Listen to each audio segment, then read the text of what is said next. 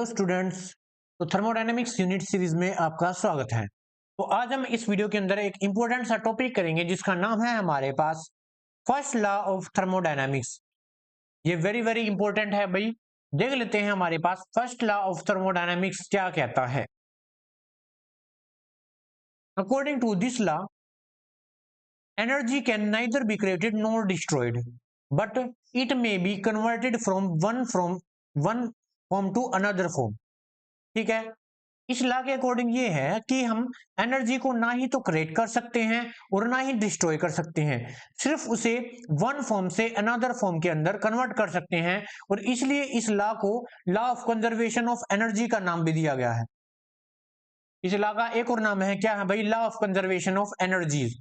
ठीक है, for example मान लिया हम कोई भी काम करवा रहे हैं, कोई भी वर्क करवा रहे हैं मान लिया, और उसके लिए हमने इलेक्ट्रिक मोटर लगाई, इलेक्ट्रिक जनरेटर लगवाया, कुछ भी लगा लो।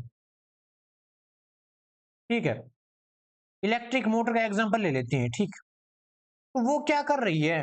वो एक एनर्जी को दूसरी फॉर्म के अंदर कन्वर्ट कर रही है, यानी इलेक्ट्रिकल एनर्जी को मैकेनिकल के अंदर कन्वर्ट कर रही है और तभी वो वर्क डन कर रही है। ठीक है, यानी कि वो एनर्जी ना ही तो क्रिएट कर रही है और ना ही क्या कर रही है, उसको डिस्ट्रॉय कर रही है, सिर्फ एक एनर्जी को दूसरी एनर्जी के अंदर कन्वर्ट कर रही है। तो यही लॉ कहता है। और एक और चीज, आज तक ये लॉ ये कहता है कि आज तक कोई भी ऐसी मशीन्स प्रोड्यूस ही नहीं हुई जो कि बिना किसी एनर्जी को गेन किए एनर्जी को प्रोड्यूस कर सके। सिर्फ हमें किसी भी एनर्जी को क्रिएट करने के लिए एक दूसरी एनर्जी की जरूरत पड़ेगी जो कि उसको इस फॉर्म के अंदर कन्वर्ट कर देगी। ठीक है, फॉर एग्जाम्पल जैसे मान लिया अपने पास एक स्टेट बनाते हैं, दो स्टेट बनाते हैं। ठीक है, इनिशियल स्टेज पर मेरे पास एक इनिशियल स्टेज पर मेरे पास एक इंटरनल एनर्जी है किसी भी सिस्टम की, वो U1 है। ठीक है, और फाइनल स्टेट पर मैंने क्या किया? फाइनल स्टेट पर मैंने क्या किया?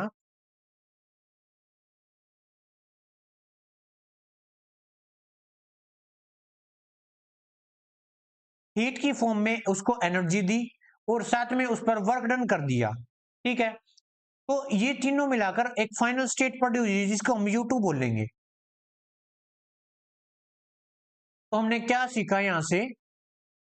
U2 is equal to U1 plus Q plus W। ये हमारी फाइनल स्टेट है। तो अब इसको थोड़ा सा सोल्व करेंगे।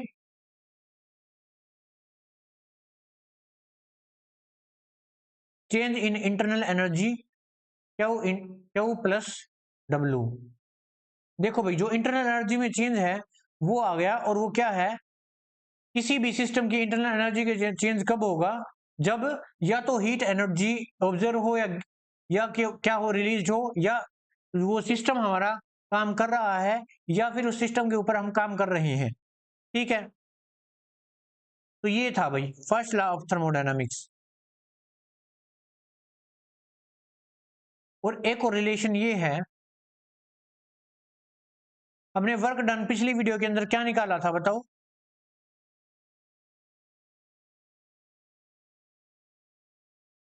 PdV। अगर हमारा जो सिस्टम है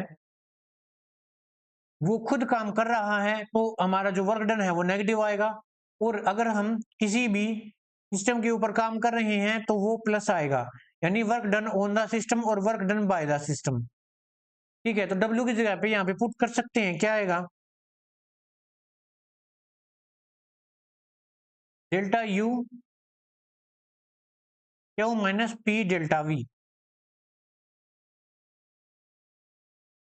या अगर हम स्मॉल चेंज की बात करें तो DU is equal to Q minus P dV। Work done by the system अगर ऑन द सिस्टम होता तो इंटरनल एनर्जी क्या हो जाती? Q plus P dV। ठीक है, तो ये हमारे पास फर्स्ट लॉ ऑफ थर्मोडायनेमिक्स था, ये आपको याद रखनी है, ये आपको याद रखना है। उसके बाद नेक्स्ट चलते हैं, नेक्स्ट पर। उसके बाद है ड्रॉबैक ऑफ फर्स्ट लॉ, कि फर्स्ट लॉ ने क्या नहीं बताया था? It could not explain the flow of heat. Heat का फ्लो किस तरफ होगा? कोल्ड टू हॉट की तरफ होगा या हॉट की से कोल्ड की तरफ होगा? ये फ्लो ऑफ हीट नहीं बताया था फर्स्ट लॉ ऑफ थर्मोडायनेमिक्स ने। उसके बाद it could not explain the flow of gas from low pressure to high pressure. इसने ये भी नहीं बताया था जब गैस का एक्सपेंशन होता है कि वो लो प्रेशर से हाई प्रेशर की तरफ जाएगी या फिर हाई प्रेशर से लो प्रेशर की तरफ जाएगी। Next, it could not explain whether the heat observation by the system is equal to release by the system. इसने ये भी नहीं एक्सप्लेन किया था कि हमारे पास कोई भी सिस्टम एनर्जी ऑब्जर्व करेगा या एनर्जी रिलीज करेगा। तो ये हमारे पास था ड्रॉबैक ऑफ फर्स्ट लॉ। तो ये हमारे पास कुछ रिएक्शन है। नेक्स्ट हमारे पास है स्पॉन्टेनियस और नॉन स्पॉन्टेनियस प्रोसेसेस या फिर स्पॉन्टेनियस और non spontaneous reaction. Spontaneous reaction क्या होती हैं? ऐसी रिएक्शन जो विदाउट एनी एक्सटर्नल एड यानी किसी भी बाहरी हेल्प के अपने आप चले। The process which takes place without any external aid are called spontaneous process. ठीक है, for example burning of coal and vaporisation या इवापोरेशन। जब भी हम कोयल की बर्निंग करते हैं और या फिर इवापोरेशन प्रोसेस होती है तो ये अपना आप खुद होती है। ये किसी की जब ये रिएक्शन होती है तो इन्हें बाहर से किसी हेल्प की जरूरत नहीं पड़ती, तो हम इन्हें स्पॉन्टेनियस रिएक्शन बोल सकते हैं। नेक्स्ट है नॉन स्पॉन्टेनियस रिएक्शन। ऐसी प्रोसेस जो या जिसके टेक्स प्लेस होने के अंदर बाहर की हेल्प लेनी पड़े with the help of external aid is called non spontaneous process. For example up healing of water by electric motor. For example मान लिया जैसे हम डेली लाइफ के अंदर यूज करते हैं, जैसे घरों के अंदर जैसे वाटर मोटर होती है, उसके जो पानी है उसकी अप हीलिंग करते हैं, तो बाहर से फोर्स लगाना पड़ रहा है ना इलेक्ट्रिक मोटर से, तो वो रिएक्शन खुद ब खुद तो नहीं होगी, तो इसलिए वो रिएक्शन है नॉन स्पॉन्टेनियस प्रोसेस है। बोलो भाई इतना आया कि नहीं समझ में? बताओ भाई। नेक्स्ट देखो भाई, एक्सोथर्मिक और एंडोथर्मिक रिएक्शंस कौन सी होती हैं? ये आप छोटी क्लासेस में भी पढ़ते हैं।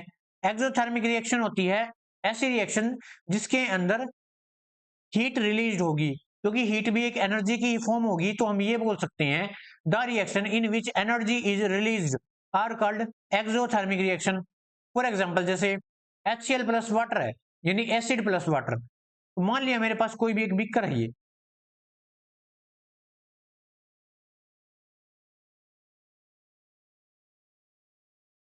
ठीक है, इसके अंदर क्या है? मेरे पास वाटर है।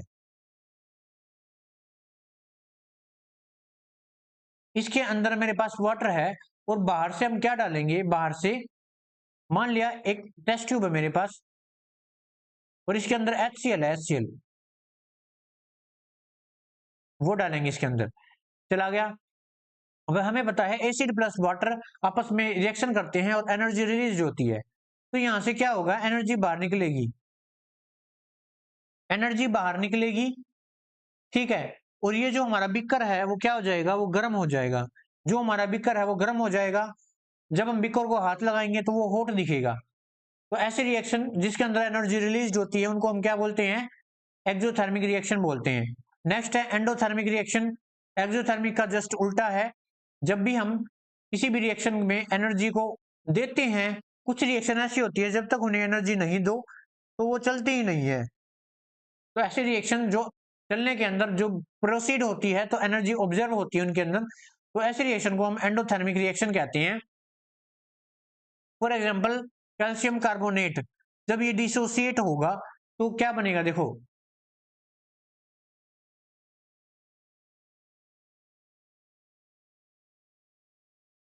हीट की फॉर्म में इसे एनर्जी दी गई है, तो ये कैल्शियम ऑक्साइड और CO2 के अंदर डिसोसिएट हो गया, ठीक है। तो इस वीडियो के अंदर इतना ही। नेक्स्ट टॉपिक नेक्स्ट वीडियो के अंदर करेंगे, तब तक के लिए थैंक यू।